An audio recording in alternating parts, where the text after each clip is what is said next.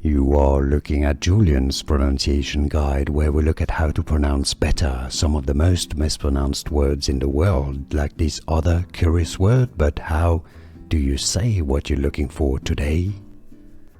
Let's learn how to pronounce this interesting phrase, this interesting expression. Note that the spelling may vary depending on whether you put apostrophes or not, and where you place them. The spelling can vary, but the pronunciation doesn't. It's pronounced, and I'm a bit upset because other videos on YouTube said it's the do's and don'ts, and it's actually do's. The do's and don'ts. So the do's are the things that you have to do, and the don'ts are the things that you must not do. So the do's and don'ts. How to pronounce in English pronunciation, do's and don'ts. And now you know.